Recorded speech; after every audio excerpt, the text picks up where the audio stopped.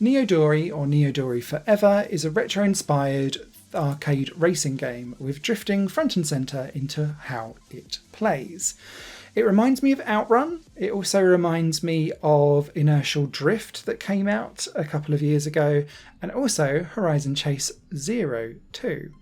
Mash those three games together, make it indie, and make it hugely aesthetic first, gameplay second, and that's kind of how Neodori Forever feels to me, and it presents a really interesting case study for at what point does chasing a certain aesthetic start to get in the way of having good gameplay, because I feel like Neodori might have crossed a boundary where it's chased some specific style that hampers its gameplay. In Neodori Forever, you will drive through procedurally generated tracks. Every track will be different every time you play, even when you're going through like the main story mode, I guess is probably the best way to describe it. And that means that it will change the layout of each track that you play. So that's corners, going left and right, straights and so on and so forth. But also the obstacles. So are there going to be central reservations? Is there going to be spots where police can spot you if you're driving too fast, in theory, and then they'll come and chase you? It will also place where the traffic is and the road, and where the power-ups are that you need to collect in order to survive. In Neodori, one of the best things about this game is that your fuel is also your HP and health. So every time you crash into another car, not only do you slow down, but you lose fuel in relation to it being your health. Same for walls as well. And you need to collect fuel pickups in order to replenish your fuel, because you'll be losing fuel anyway. So it's kind of prioritise those as you swarm back and forth trying to avoid the traffic and getting to the end of each stage. You can see how far you've got on the stage by the map that's going across the top of the screen, and that kind of gives you a clue as to whether or not you're going to be able to survive if you stay clean or if you need to chase fuel whenever it's randomly dropped in front of you. The steering on this game is very tricky to get your head around. And the first thing I'd say about this game is abandon trying to use a controller. I started off this on the Xbox controllers and I aborted the game after 20 minutes and I nearly uninstalled it and said that I wasn't going to review this game at all. But I thought, you know what, I'll try keyboard controls and see whether it works. And thankfully it's 100 times better. There's something severely wrong with how the controller support on this game is currently functioning. Don't touch it. It's broken. Using the keyboard, you can use the arrow keys to move left and right, and it feels almost like you're driving a ship in a way, because the longer you hold on to one of the steering buttons, the more severe and violent the turn becomes. Which makes sense, I guess, but then you use that in combination with space to start drifting. My issue with drifting, though, is that whilst it looks really cool, it doesn't necessarily marry up to what you're doing. So yes, you can do some more severe, tighter drifting, slow down your speed, and in theory it should make a tighter turn for you. But that isn't necessarily the case. It just makes you go slightly slower. And so you kind of think, this doesn't necessarily marry up to my expectations of what a drift will be. And I feel like a game is doing something slightly wrong when I can be drifting in the opposite direction to the corner and not really feel like it's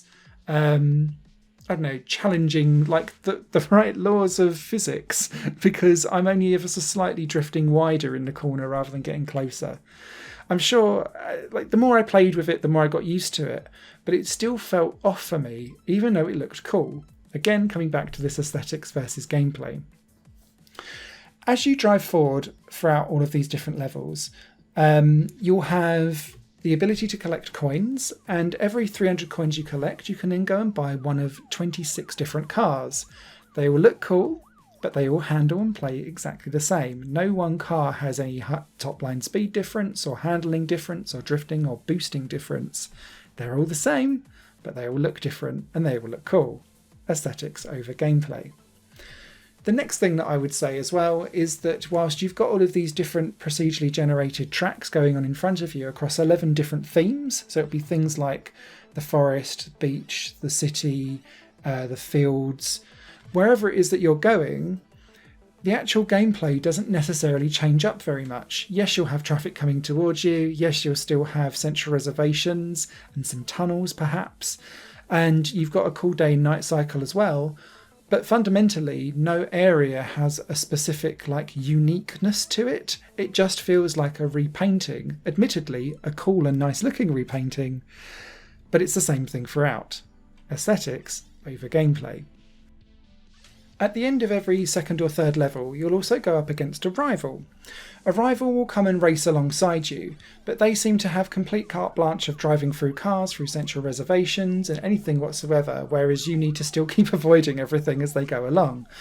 And it's supposed to be a race, but it's just about keeping up. It's never actually about winning. So it feels slightly awkward. And if you do hit something, you'll automatically drop back. And then the proximity meter goes, oh, you've lost the race. But sometimes it would do that if I hit something and I was already ahead of them. And then it would say, you've lost the race. And I'm like, well, no, I'm still ahead. So it felt a bit awkward where it's like, oh, you've won the race. But actually, I've just followed their wheel tracks for 30 or 60 seconds. Feels slightly weird. Again, aesthetics over gameplay. Are you spotting a theme here? This continues on throughout the entire game experience, so you're constantly drip-feeded lots of things that are looking quite cool in front of you, but fundamentally the game feels slightly hands-off-ish, and I came away with it thinking I felt like I really enjoyed some of the experience, but it's utterly forgettable, I think, and that's my key problem. The other issue that I have is that because this game is so heavily pixelated and you're so reliant on fuel cans in order to survive, those fuel cans are pink and coming towards you. But quite a lot of the environments are hugely colourful. Everyone's rear lights, for example, are red and orange, and you can't distinguish the two until you start getting up and close.